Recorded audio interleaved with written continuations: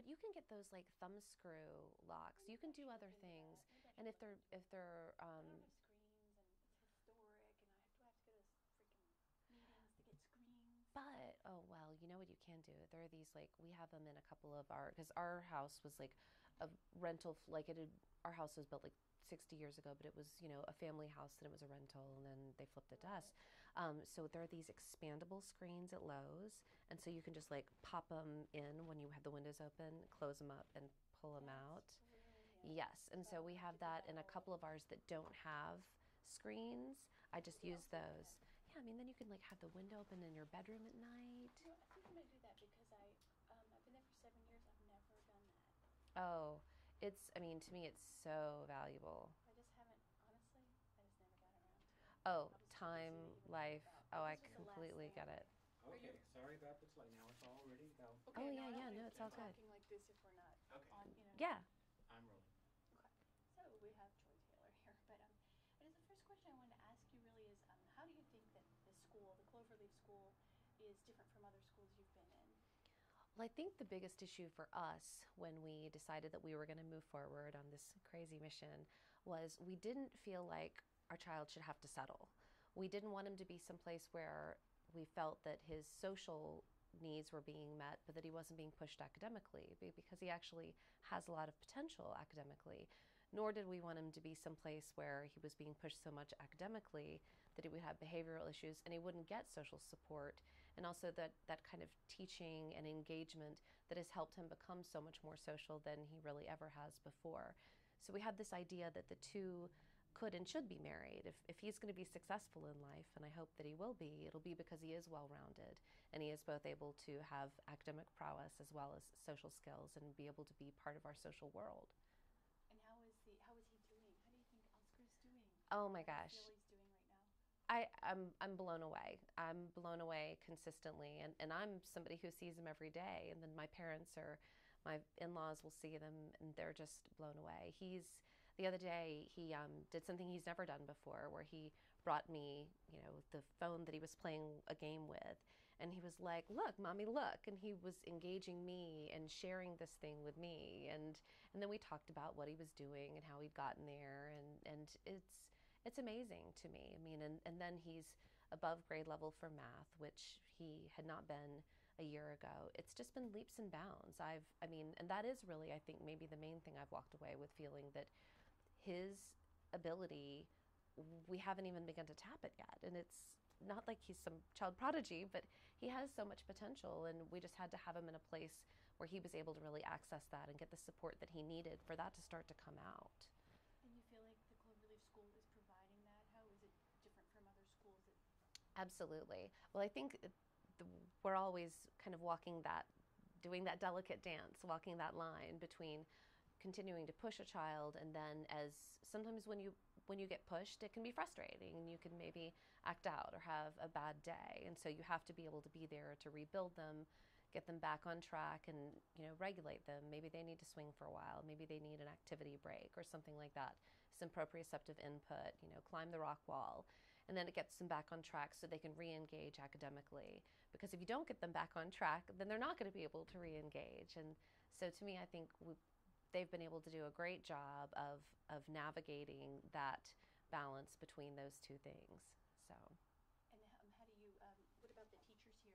Do you see what are like the top things you see in the teachers at Cloverleaf or that you look for in teachers here? right, I'd say that the teachers, the element that probably unites them all the most is hope and a sense of engagement with these children. I think they actively partake in these children's lives. I think they know the ability that is there, and they buy in wholeheartedly to this notion that we don't know when a child is 5 what his life's going to be like. We don't know when a child is 10 what his life's going to be like. I certainly didn't know what my life was going to be like when I was 10. But as they have pushed these children and they're seeing more, it's like a self-fulfilling prophecy. You push them, you encourage them, you foster them in their needs, and you see them perform better. And so then you're like, wow, if I do this, it can be even better. And I think that kind of sense of hope and engagement and really passion, and I think they all kind of feed one another. So yeah. Okay, let me jump in for 1 second. Mm-hmm. Love the Sorry, I had to do No, that. no, since you might end up sort of being the de facto narrator for this piece, or your soundbite Sure. is structured, um, during that answer, it was they, them. The teachers. Yes, When okay. you do it That's again, you've where you gotta say say. the teachers, and don't We, be okay. teachers. I was thinking myself as a parent. Yes. Yes. Let's start out with one statement about the teachers here are. Okay, You know, so and then that's, keep I'll ask using the the question phrase again, the just to make Okay. it teachers and easy not for you, the- so you're not like acting. Right. So I want to be like talking about like our teachers. Our teachers. Exactly. Okay. our Just use that teachers, phrase over and Okay. over, our teachers. Okay, got it. So Okay. how do you feel that, what do you think about the teachers here at Cloverleaf and what makes them special? Our teachers all have this sense of hope for our children, and that gives them, I think, a sense of engagement. I think one leads to the other. The fact that our teachers have this hope causes them to be able to passionately engage with these children, bring them along, because ultimately, a child will meet your expectations. If those are low, that's where they'll meet you. And if those are high, they'll meet you there. And we really pride ourselves on finding people who care about these children and are going to be able to be passionate about the fact that they're going to work with them every day and they're going to help them do new things and they're going to help bring them forward in a way that they would not have otherwise been able to experience if they didn't have that personal support and this low ratio as well with our teachers. What is the ratio? The ratio now is somewhat flexible. We're right now at about 4-to-1. We do see ourselves as a school that can help transition kids, so there are times when it'll need to be lower. There are also times when maybe a group is more experienced in an academic setting where it might go to 5-to-1. Essentially, the idea is just to make sure that we're making sure that kids' needs are met. Sometimes it's great for kids. We do school-wide programs also so they can get accustomed to being around more kids. If you're going to eventually be in a more traditional classroom, you may need to be able to be used to being around more kids. So that can actually be very healthy for them and helpful. That's great. That's excellent. What would you tell parents who are thinking of bringing their children to Cloverleaf? I would say come and visit us. We feel very excited about what we're doing, and frankly, I've yet to see a parent who hasn't come here and felt excited about what we're doing. And I think when you see kids learning to love and teachers who love to teach, it can really excite you. And I think if this is a fit for your kid, I think you'll know. I think when you walk in the door, you'll get to know these kids and you'll get to know these teachers and see what they're doing. And I think that excitement is contagious for learning. Why did you Hold start? on 1 second. There was a car noise in there that kind of messed Oh, it up. sorry. Was that a bad thing? I think it might. Do you think her hair is the bank? Should I fix her No, bangs? it's fine. Okay.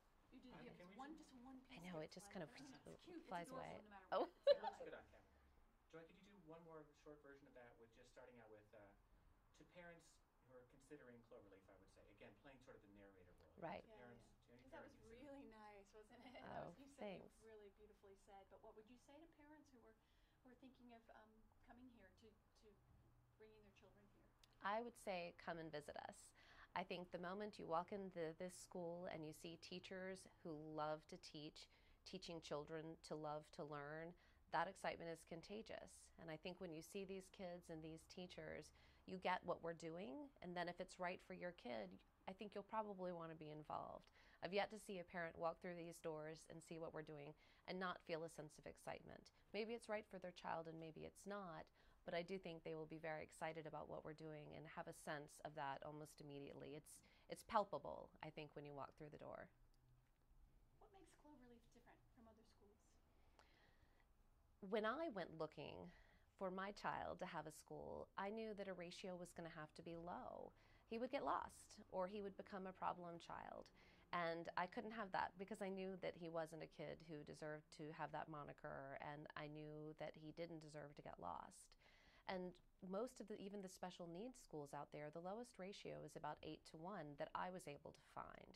So what we wanted to do was bring in a special needs school where kids could be in a low enough ratio classroom where they could get that one-on-one instruction as need be and then be left to work independently. And the teacher revisits the child, makes sure they're being directed, and then the child can work independently. So they learn those skills, but with a lot of guidance and also with differentiated instruction. Even if you're only a little bit off in terms of your skill set, you may not quite get what that teacher is trying to convey to you. So it's so important that that teacher be able to identify in a smaller classroom setting, this one's not quite getting it. I'm going to revisit, reinforce, reintroduce the concept. And then once the kid gets it, he can continue to move forward. That's exactly what happened with my son. He came in and it was like this crash course where he was just devouring math. And it was very exciting to see at home. He would come home every couple of days with new concepts, new bridges he'd crossed, and it was exciting to him as well as to us. And you've seen developments in other areas with Oscar, right? Haven't you seen other? Absolutely. He has done pretend play for the first time with us, which was incredibly exciting. He wants to introduce himself to peers, which had never happened previously. He will go up on a playground and say, "Hi, I'm Oscar. What's your name?" And that's something that, frankly, I didn't know if I would ever see my child do. And he is excited about other kids, and that's been really neat. In addition to the academics, which are important, but I also want to make sure that he can be part of our world and engage in whatever makes him happy. What made you want to start a school? Ooh, sheer desperation. It was actually suggested to my husband. Sorry, Okay. sorry to stop you. No, it's okay. I don't want to focus. We'll get back to you now. That's a great. Let's start out by you repeating the question she asked you. What made me want to start a school? Okay. Oh, nice. Good. Got it. What made me want to start a school? I would say sheer desperation. It was suggested to us, gosh, 4 years ago by a therapist we were working with. And at the time I said, "Oh my gosh, my husband and I want to stay married. I would never start a school. That's just crazy talk. I'd never even consider it." And frankly, experience with various schools and experience with various school systems kind of galvanized us. I think we learned more. I think we learned more about what was available and what wasn't available. And then you get to a point where you're a parent. In the end, you just do what's right for your kid, even if maybe you kind of go kicking and screaming, and I can't believe I'm doing this. But it's also been the most gratifying thing I've ever been involved with. I was telling a friend of mine the other day, I don't think I really knew what community meant until I started a special needs school. There's nothing like the sense of being surrounded by parents who would do anything to help their child and who are so meaningfully engaged in something they really care about. And it's been profound. Can I hop in with a little follow-up? Describe the emotional roller coaster that you've been on for the last year. God, Rick. Look at me. I know it's okay. It's a tough question, but Woo! We're trying to get you to cry. I know, clearly. You have the freedom to cry. You know what if yesterday it's was, natural. you guys? Yesterday was a 1 year year since the anniversary. big blowout in front of the school. Aw. It was really emotional yesterday. I really was. It was really, oh, it was so, it was on Halloween last year. So it was this, anyhow, it just like colored the whole holiday, I think, for me and Greg. Okay, emotional roller coaster. Emotional roller coaster. Okay. I would say that it has been an emotional roller coaster doing this. There's first the sense of frustration and desperation that there's really no school I can send my kid to that'll do these things for him. How can that be possible? And not to denigrate any other school, because there are schools who very well fill certain niches, but there was nothing for my kid, and that became essentially my problem. And then there was the exhilaration that we found a couple of other families who were willing to embark on this journey with us, which was exciting and thrilling, and oh my gosh, we found each other in this crazy world. And then there was the sense of being overwhelmed. How do you do this? And I feel fortunate that my background as an attorney gave me the confidence to kind of dive into that regulatory world, parse through all that language, figure out which forms needed to be filed, figure out who phone calls need to be made to. And we had an amazing team. Catherine McGee, our administrative director, I would never have even dreamed of embarking on this without her at the wheel. It's been phenomenal. So there have been dark days. I mean, those regulations are thick, and not everybody in the bureaucracy is kind of equally impassioned with a sense of urgency for what we're doing here. But we've all stuck together, and we've all found a way, and we've, pulled our butts out of the fire a time or two, timing wise. We had never dreamed we would be moving into a new space. When we opened in January, we had hoped to stay where we were for at least a year and a half. So when we realized so quickly we were outgrowing the other space, it was exciting and thrilling, but also, oh my gosh, are you kidding me? I have to find yet another place to put a school. So that was another challenge, but we surmounted it, and we spent all summer here cleaning and doing cabinetry repair and painting and doing, putting down flooring, and so it was. But again, it was what a sense of community. We had our kids here working, and and hauling paint cans around, and it was really a beautiful thing. And I think we've all striven to see the beauty in what we're doing, as well as the ardor sometimes. Can I follow up? I'm sorry. And I hate to be No. jumping on Kelly. No, But I like it. I because asked I'm you. I said, interviewing Oh, yeah. Greg. Because I interviewed Greg, and Uh-huh. she hasn't seen that yet. This is something I talked about with Greg, and I want you to Yeah. comment on it too. In our experience, being through all sorts of schools, we found that employees just don't or can't or won't often do the job. But parents, people who have skin in the game, Mhm. they can and do. And so I just wonder if you've also discovered that you have to have that passion. You have to have a reason over and above a paycheck to be in this field because it's so terribly difficult to do well. And if that is in fact the difference between this kind of a school and schools that are like, without naming public schools specifically, but the public school model doesn't work because the employees are punching a clock. Right. The only way it can work is if you have that kind of extra level of passion. Would you agree with that and describe how that impacts Cloverleaf? Right. Yeah. Sorry, I have to think How about important is so the the passion passion. element That's to all I making it all I work? got out. I'm the like passion the of passion. it. How? Tell us about the passion. Or what? I don't know that I believe you can do this every day without being passionate. And maybe it's the passion of one's own child being involved. Maybe it's the passion of having had a sibling who had special needs, which I know some of our teaching staff have had. Or maybe it's just the passion of identifying yourself as a different learner, or maybe yourself as a quirky kid or a quirky person, and that helps you engage. But what's interesting to me is everyone that we have found has some unique point of purchase with these children. There's some way that they identify with these kids, and it gives them that kind of fire in the belly. And this is hard. What we do is hard. To believe every day that you're going to make a change and that it's going to work can be hard. As a parent, I definitely have felt that. And I think having that sense that what we do matters and we're going to keep doing it because we strongly identify in some way with what we're doing, I think makes a world of difference. Wonderful. That was great. Okay, That sorry. the last, I was I'm like, done. the last 15 seconds. I already cut the Yeah, soundbite. that That was great. Anything Great. else? Is there anything else you'd like to add, or anything that we haven't asked you that you feel like is important for people to know, either in any as a incoming parent or as in general about your Right. journey, about I'm trying to Oscar's journey? think what, Anything that you think if we missed? anything. We'll come back and nail you down again. Should I talk about like sensory stuff, sensory play? Did I talk enough about that? You mean about the importance of it, or that Mhm. that's included here? We were kind of looking for Ask things that to say. question. Okay, Ask like that. what about um, what? So the importance of sensory play, or how does the school, um, again, I guess like the key things that make the Cloverleaf School wonderful or great? Is that Right. We all have ways that our bodies tell our tale. When you're drumming your fingers at your desk or you're bouncing your knee under the table at a conference meeting, we all kind of have those tells that our minds are going, they're racing, or yawning when your mind is going really slowly.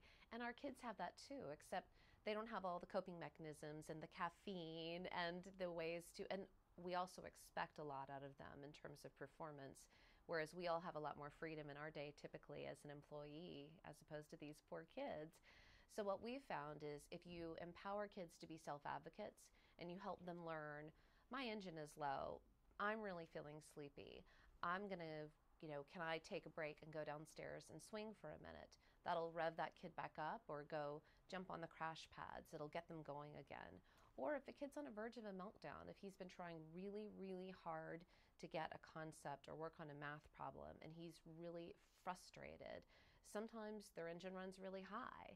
And helping them recognize what's going on in them, both physically and mentally, and then be able to talk about it in a way that's productive. Be able to say, I'm really frustrated, my engine's really high, I need to take a break.